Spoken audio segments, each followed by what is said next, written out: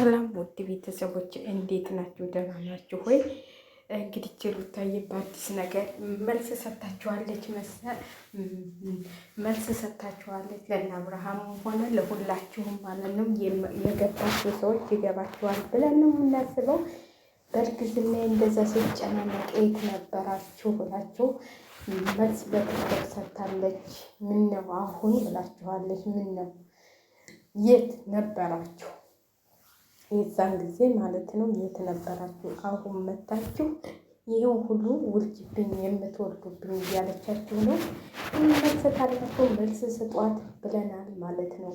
አንዳንዴ በነገራችን ላይ ብታይ የዛን ጊዜም እኮ በአንቺም በአብርሃምም አንፈርድም ማለት ነው። ስንት ጊዜ እየለመነች ነበር። እንደውም የዛን ጊዜ ነበር ትግሩን የጀመረው እየተደበደበ ሁሉም ስንት ነገር እያለ ሁሉ ቢሄድም ያው እኮ ለነገሩ አንቺም ብለሽዋል።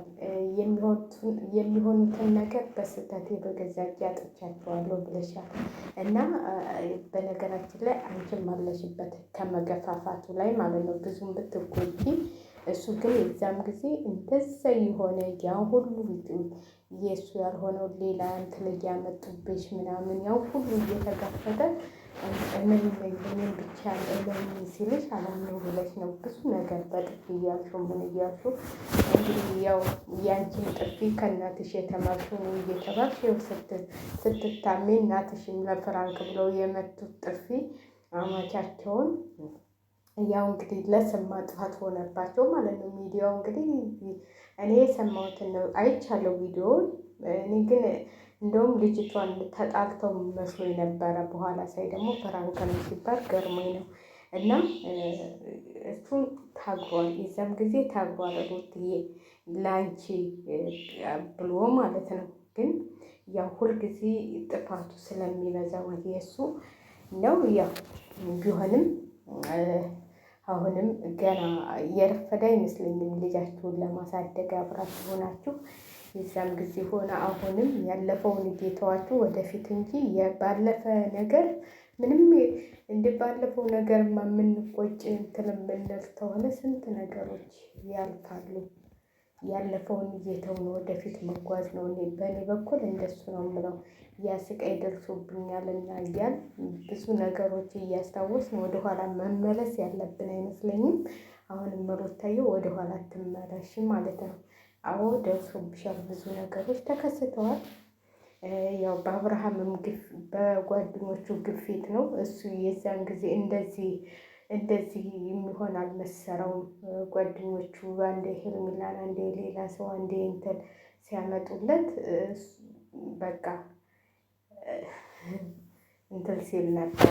እንደዚህ ተወልዶ ልጁ የሚያሳሳም አልመሰለውም መሰለኝ። ግን የዛን ጊዜ ጎንሽ ነበረ። አንቺ ነሽ የገፋችው እና ብዙም እንትን ባትሉ ባትካለሉ ብዙም የሆነ እንትን ባትሉ ብዙ ነገሮች ተናግሯል። አንዳንዴ የመጣንበትንም ማወቅ አለብን። እሱም አንቺም ከየት እንደተነሳችሁ ሁላችሁም ማወቅ አለባችሁ ብዬ ነው የማስበው። የሌለን ነገር እያመጡ እኔ እንደዚህ ነበርኩ እኔ እንደዚህ ነኝ ማለት ተገቢ አይመስለኝም። ምንም ሀብት ቢኖራችሁ ምን ሀብታም ብትሆኑ ማለት ነው ዩቲዩብ ላይ ወጥታችሁ መስራት አይጠበቅባችሁም ነበር ብዬ ነው የማስበው። እኔ ሀብት ካለኝ ምን ዩቲዩብ ላይ መጥቼ አሳጣኝ ሁሉ ክብር ደግሞ ክብር የሚባል ነገር አለ አይደል እንዴ? ለምሳሌ እናትሽ ክብራቸውን መጠበቅ አለባቸው ብዬ ነው የማስበው። ሚዲያ ላይ ተወጡ የጥፊ ፍራንክ ነው ምናምን ተብሎም ያ ሁሉ መወራት የለበትም። ትልቅ ሰው ናቸው እሳቸው። ሚዲያ ላይ ሳይሆን ወደ ቤተ ክርስቲያን ወደ ምን ነው እንጂ እንደዚህ ሚዲያ ላይ ተወጥቶ መጠፋጠፍ ምናምን እኔ ጥሩ ነው ብዬ አላስብም። እና ሁሉም ነገር አሁን ገሊም እንደዚህ የምኮኙ ለራስሽ ለእንትልሽ እንዲታወቅ ብለሽ ነው።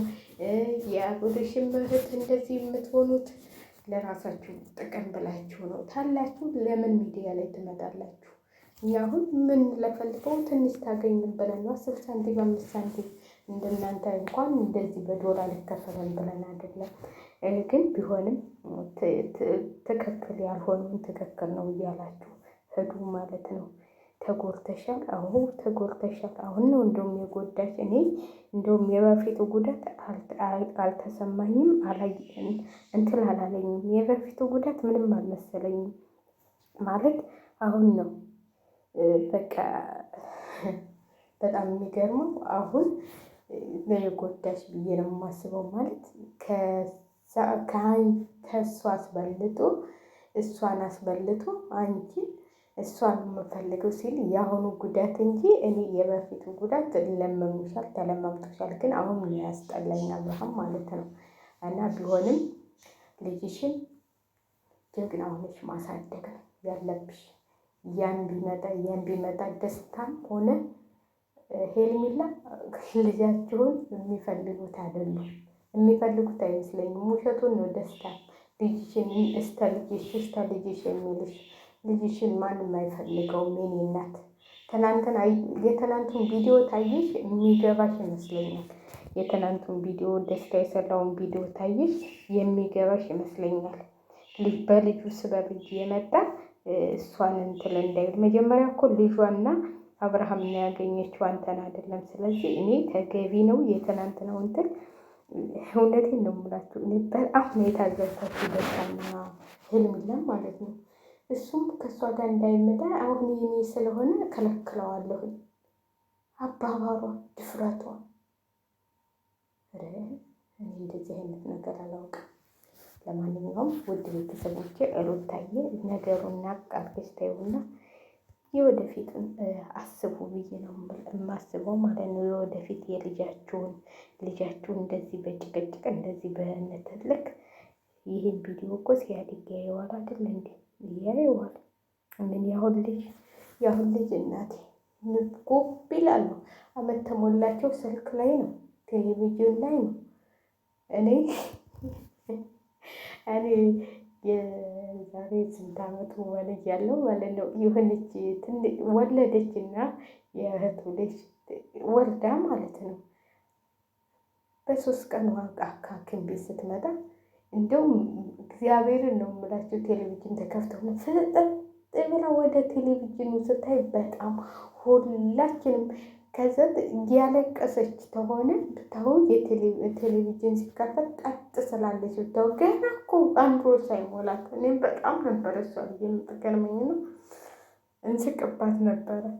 ከዛ እናትየዋን ስሟን እየጠለን ወይኔ ጉድሽ እንላታለን። ያንቺ ልጅ ደግሞ ትንሽ ቆይታ ስልክ አትለይም ስንላት ስታድግ ግን እንደዛ አይደለችም። በጣም ቆንጆ ሆና አደገችላት።